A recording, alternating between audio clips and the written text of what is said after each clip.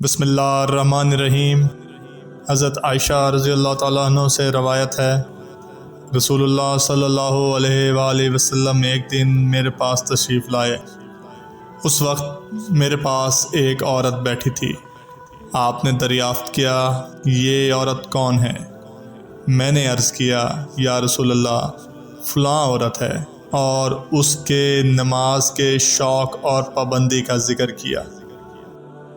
آپ صلی اللہ علیہ وآلہ وسلم نے فرمایا، ٹھہر جاؤ، سن لو کہ تم پر اتنا ہی عمل واجب ہے جتنے عمل کی تمہارے اندر طاقت ہے، اور اللہ کی قسم، اللہ ثواب دینے سے بالکل نہیں اکتاتا، مگر تم عمل کرتے کرتے اکتا جاتے ہو۔ اور اللہ کو دین کا وہی عمل زیادہ پسند ہے جس کی ہمیشہ پابندی کی جا سکے، اور انسان بغیر اکتائے خوش دلی اور دل جمعی سے اسے انجام دیتا رہے۔